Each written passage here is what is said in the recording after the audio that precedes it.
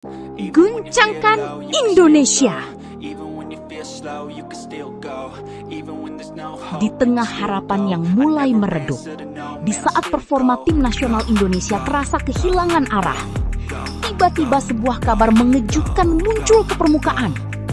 Nama yang dulu dielu-elukan, sosok yang pernah membangun fondasi kuat, kini disebut-sebut akan kembali.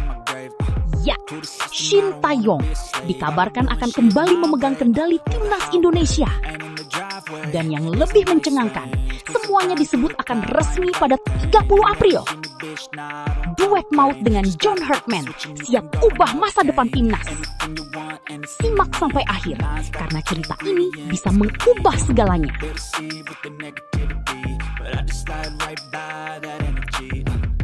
Kabar panas kini benar-benar mengguncang jagat sepak bola tanah air. Nama Shin Tae-yong kembali menjadi pusat perhatian publik.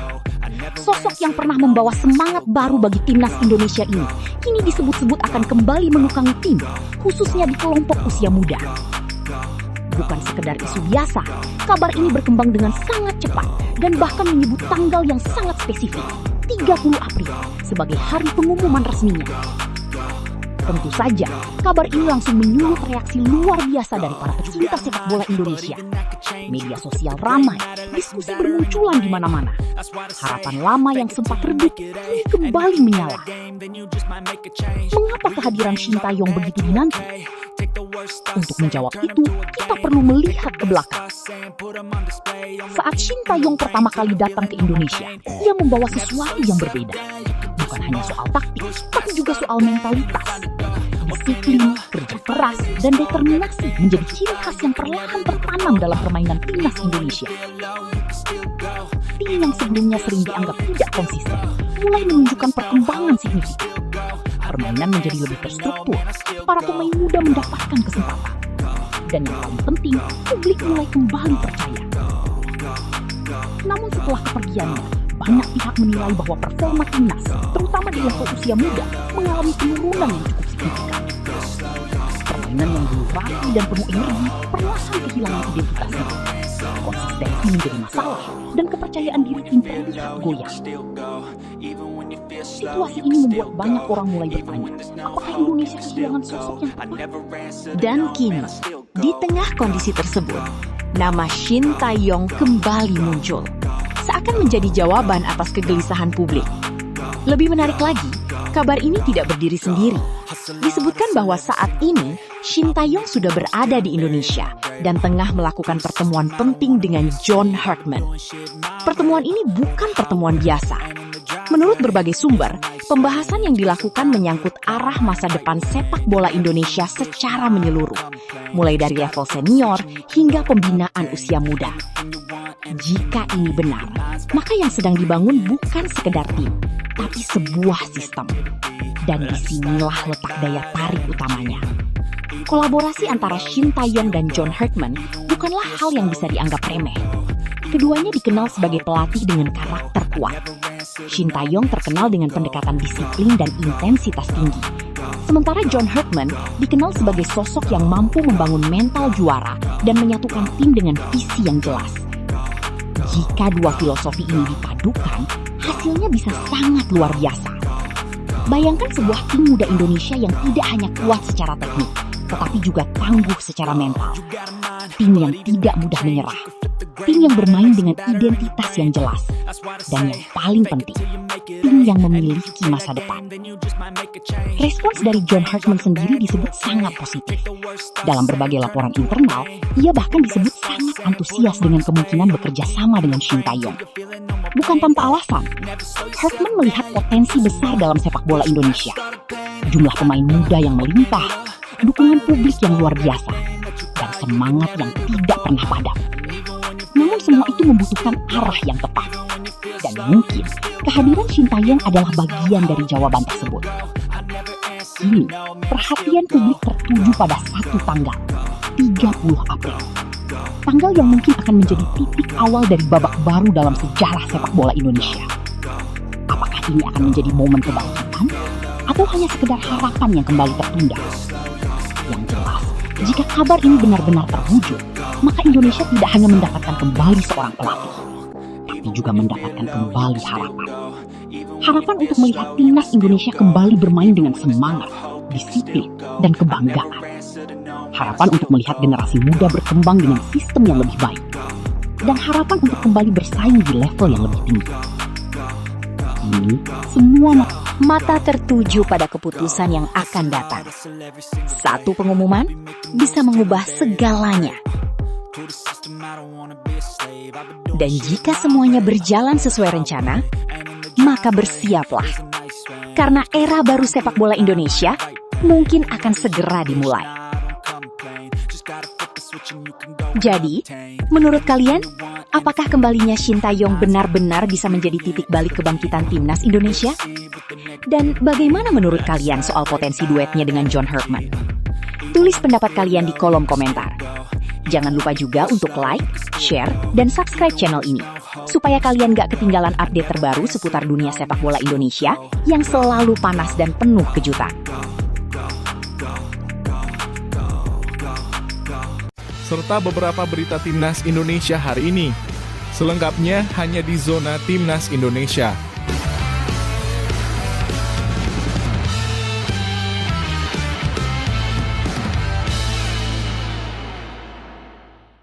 Sebelumnya jangan lupa subscribe channel ini supaya tidak ketinggalan berita Timnas Indonesia. Siapa sangka, seorang anak kecil yang belajar sepak bola dari ibunya sendiri kini berdiri gagah di panggung tertinggi sepak bola Italia. Dari lapangan sederhana menuju kerasnya kompetisi Serie A. Dan bukan hanya itu, ia kini menjadi kapten timnas Indonesia. Inilah kisah luar biasa Jay Itzes. Perjalanan penuh kerja keras, pengorbanan, dan mimpi besar yang akhirnya menjadi kenyataan. Simak sampai akhir, karena cerita ini bisa mengubah cara pandangmu tentang arti perjuangan. Di balik gemerlapnya dunia sepak bola Eropa, selalu ada cerita panjang yang jarang terlihat. Cerita tentang kerja keras, pengorbanan, dan mimpi yang terus diperjuangkan tanpa henti. Dan hari ini, kita akan membahas kisah inspiratif dari sosok yang kini menjadi kebanggaan Indonesia, Jay Itzes. Lahir di Mierlo, Belanda, Jay Itzes tidak langsung menjadi bintang. Tidak ada jalan instan. Tidak ada kesuksesan yang datang secara tiba-tiba. Semua dimulai dari satu hal sederhana, kecintaan pada sepak bola. Sejak usia sangat muda, bahkan sekitar 4 hingga 5 tahun, Jay kecil sudah akrab dengan bola. Namun yang membuat kisahnya berbeda adalah sosok yang pertama kali mengajarkannya bermain. Bukan pelatih profesional, bukan akademi elit, melainkan ibunya sendiri. Ya, bagi Jay Itzes, sang ibu adalah pelatih pertamanya. Sosok yang memperkenalkannya pada dunia sepak bola, menanamkan dasar-dasar permainan, dan yang paling penting, menanamkan rasa cinta terhadap olahraga ini. Hal ini mungkin terdengar sederhana, tapi dari sinilah semuanya bermula. Seiring waktu, bakat Jay mulai terlihat. Hingga akhirnya pada usia 9 tahun, ia direkrut oleh salah satu akademi terbaik di Belanda, PSV Eindhoven. Disinilah perjalanan sesungguhnya dimulai. Bayangkan seorang anak kecil yang harus menjalani latihan intens setiap hari, dari pagi hingga siang, mengorbankan waktu bermain seperti anak-anak lainnya. Namun Jay tidak menyerah, ia menjalaninya dengan penuh dedikasi. Selama sekitar 5 tahun di Akademi PSV, ia ditempa bukan hanya secara teknis, tetapi juga mental. Disiplin, kerja keras, dan konsistensi. Nilai-nilai ini yang kemudian menjadi fondasi kuat dalam perjalanan karirnya. Namun, seperti banyak pemain muda lainnya, perjalanan Jay tidak selalu mulus. Setelah meninggalkan PSV, ia harus melanjutkan karirnya di klub-klub yang mungkin tidak sebesar sebelumnya. Ia bermain untuk FC Eindhoven, lalu melanjutkan ke Go Ahead Eagles. Disinilah mentalnya benar-benar diuji. Tidak ada sorotan besar, tidak ada jaminan sukses. Hanya kerja keras dan keyakinan pada diri sendiri. Namun justru dari fase inilah, Jay Itzes tumbuh menjadi pemain yang lebih matang. Ia belajar tentang tanggung jawab, tentang konsistensi, dan tentang bagaimana bertahan dalam tekanan. Hingga akhirnya, kesempatan besar itu datang. Pada periode 2023 hingga 2025, Jay bergabung dengan Venezia FC. ini adalah titik balik besar dalam karirnya. Bermain di Italia berarti menghadapi salah satu liga dengan pertahanan paling ketat di dunia. Dan disinilah J.E. Jazz menunjukkan kualitasnya. Penampilannya yang solid, tenang, dan penuh determinasi membuatnya cepat beradaptasi. Ia tidak hanya bertahan, ia berkembang. Dan performa konsistennya pun mulai menarik perhatian klub lain. Hingga akhirnya datang tawaran dari US Sassuolo. Sebuah langkah besar, sebuah loncatan menuju level yang lebih tinggi di Serie A. Bersama Sassuolo, J.E. Jazz semakin menunjukkan kelasnya. Di bawah arahan pelatih Fabio Grosso, ia dipercaya menjadi bagian penting di lini pertahanan. Bukan sekedar pemain pelengkap, tapi pemain inti. Sosok yang menjadi tulang punggung tim. Permainannya yang disiplin, kemampuan membaca situasi, serta ketenangan dalam menguasai bola membuatnya menjadi bek yang sangat diandalkan. Namun perjalanan J.E. Jazz tidak hanya bersinar di level klub. Di level internasional, ia juga memegang peran yang sangat penting. Sebagai bagian dari timnas Indonesia, J dipercaya menjadi kapten. Sebuah tanggung jawab besar, bukan hanya soal kemampuan bermain, tapi juga soal kepemimpinan. Sebagai kapten, J harus menjadi panutan. Ia harus mampu mengangkat semangat tim, mengatur ritme permainan, dan menjadi sosok yang bisa diandalkan di saat-saat sulit. Perannya semakin krusial, terutama di tengah jadwal padat tahun 2026, mulai dari FIFA Matchday hingga turnamen regional seperti ASEAN Cup. Semua mata tertuju padanya. Namun di balik semua kesuksesan itu, J.E. Jazz tidak pernah melupakan awal perjalanannya. Ia selalu mengingat satu sosok penting, ibunya. Sosok yang pertama kali mengenalkannya pada sepak bola. Sosok yang menjadi fondasi dari semua yang ia capai hari ini. Dan dari kisah ini, ada satu pelajaran penting yang bisa kita ambil. Bahwa kesuksesan tidak datang secara instan. Tidak ada jalan pintas. Yang ada hanyalah kerja keras, konsistensi, dan keberanian untuk terus melangkah meski jalan terasa berat. J.E. Jazz adalah bukti nyata bahwa mimpi besar bisa menjadi kenyataan jika kita benar-benar memperjuangkannya. Kisah J.E. Jazz ini benar-benar luar biasa. Dari didikan sang ibu hingga menjadi kapten timnas Indonesia dan bermain di Serie A. Menurut kalian, apakah J.E. Jazz akan menjadi legenda baru sepak bola Indonesia? Tulis pendapat kalian di kolom komentar ya. Jangan lupa like, share, dan subscribe channel ini untuk cerita-cerita inspiratif lainnya dari dunia sepak bola Indonesia,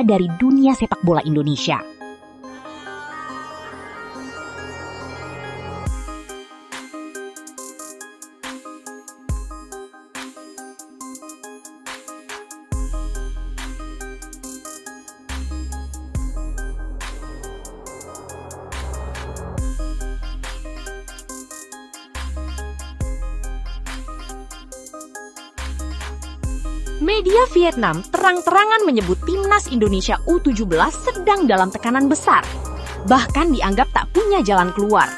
Dan yang lebih menohok, mereka menyebut tim mereka sendiri sebagai gunung besar yang siap menghadang. Dan yang paling penting, apakah Garuda Muda siap membalikan semua prediksi? Simak sampai akhir, karena laga ini bukan sekedar pertandingan, ini soal harga diri. Pertandingan antara Timnas Indonesia U17 melawan Timnas Vietnam U17 di ajang ASEAN U17 Cup 2026 bukan lagi sekedar laga fase grup biasa. Ini adalah laga hidup dan mati. Digelar di Stadion Gelora Delta, pertandingan ini akan menjadi penentu nasib Garuda Muda. Setelah kekalahan tipis 0-1 dari Malaysia, posisi Indonesia di klasemen menjadi sangat rawan.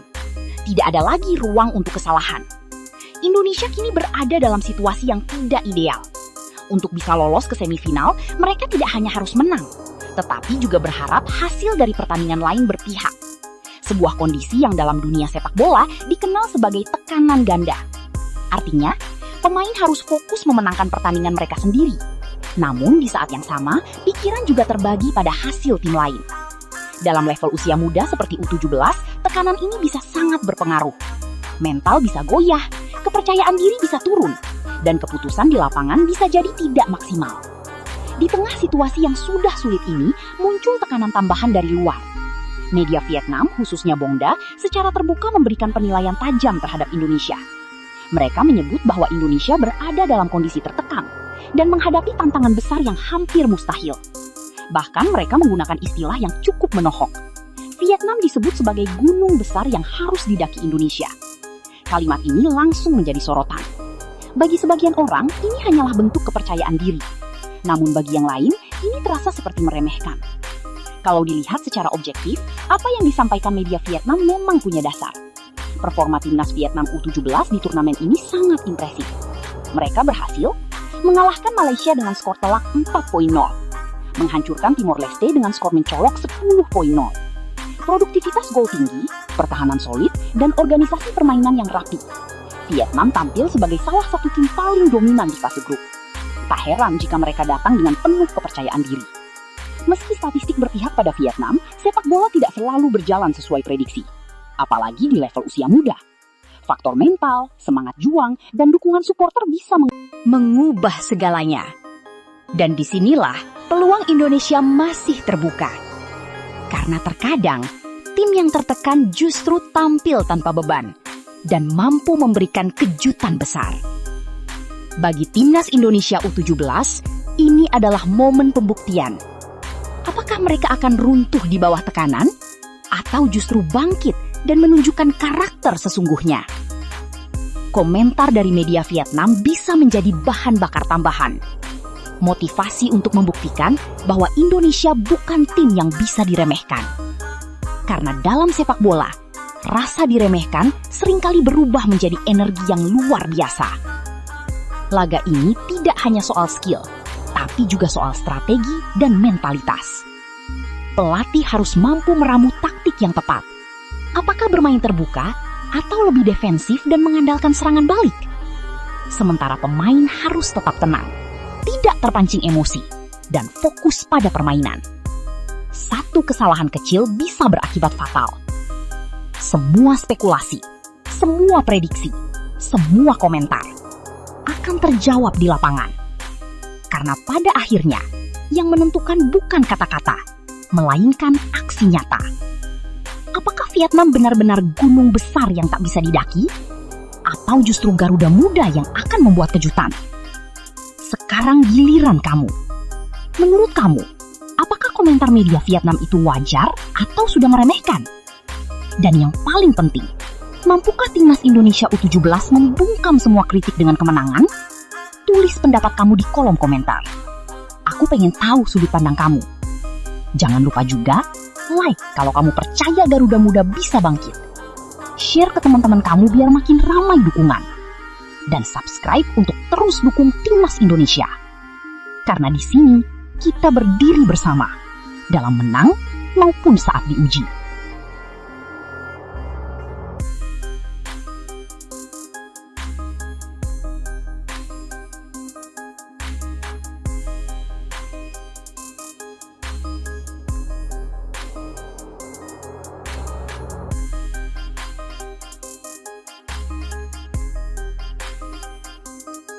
Dua gol, air mata, dan doa. Kisah haru Putu Ekayana bukan hanya soal gol, bukan hanya soal skor, tapi tentang perjuangan, pengorbanan, dan cinta yang tak pernah hilang. Pahlawan Garuda Muda persembahkan kemenangan untuk kakek neneknya. Simak semua kisahnya. Siapa sangka, seorang bek tengah posisi yang identik dengan bertahan, justru menjadi bintang di lini depan. Dengan nomor punggung 4 di punggungnya, Putu Ekayana tampil tanpa celah. Ia tidak hanya menjaga lini belakang tetap kokoh, tapi juga mencetak 2 gol penting. Gol pertama datang dengan penuh keyakinan. Gol kedua memastikan dominasi. 2 gol, 2 momen magis, dan 1 malam yang tak akan pernah ia lupakan. Bagi banyak orang, ini adalah malam sempurna. Menang besar, menjadi pahlawan, dipuji banyak orang. Namun bagi Putu Ekayana, malam itu terasa berbeda. Ada perasaan haru yang tidak bisa dijelaskan, ada rindu yang tiba-tiba datang di tengah euforia kemenangan. Karena bagi dirinya, kemenangan ini bukan hanya untuk tim. Dalam wawancara setelah pertandingan, kata-kata yang keluar dari mulutnya begitu sederhana, namun begitu dalam. Ia berkata, bahwa kemenangan ini ia persembahkan untuk keluarga, untuk orang-orang yang selalu mendukungnya meski dari jauh. Dan kemudian ia menyebut dua sosok yang membuat banyak orang terdiam, kakek dan neneknya.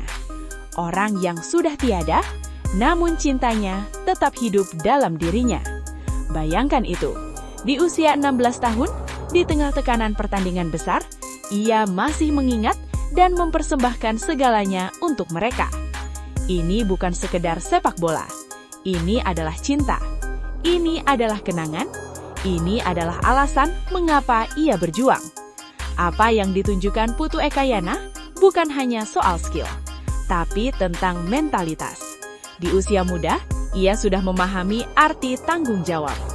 Ia tahu bahwa perjalanan masih panjang, dan ia tidak terlena. Setelah pertandingan, ia justru berbicara tentang kekurangan tim.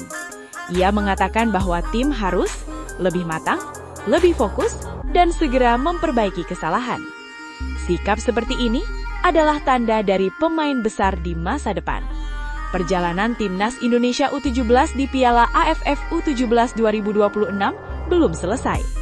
Dua laga berat sudah menunggu di depan, melawan Malaysia U17 dan menghadapi Vietnam U17. Dua tim kuat, dua rival serius, dan dua pertandingan yang akan menentukan apakah Garuda Muda benar-benar siap terbang lebih tinggi. Kini, seluruh mata tertuju pada tim ini, dan tentu saja pada sosok seperti Putu Ekayana. Bisakah ia kembali tampil luar biasa? Bisakah ia kembali menjadi pembeda? Atau justru tekanan akan menjadi tantangan tersendiri? Namun, jika melihat mentalitasnya, satu hal terasa pasti. Ia tidak bermain hanya untuk menang. Ia bermain untuk sesuatu yang lebih besar. Kisah Putu Ekayana mengingatkan kita bahwa di balik setiap pemain ada cerita, ada keluarga, ada kenangan, ada alasan untuk terus berjuang. Dan malam itu, di bawah lampu stadion yang terang, seorang anak muda membuktikan bahwa mimpi bisa menjadi nyata dan cinta bisa menjadi kekuatan terbesar. Menurut kalian, apakah Putu Ekayana akan kembali jadi pahlawan saat melawan Malaysia? Dan sejauh mana Timnas Indonesia U17 bisa melangkah di turnamen ini? Tulis pendapat kalian di kolom komentar. Jangan lupa like, share, dan subscribe, karena kisah luar biasa ini belum selesai.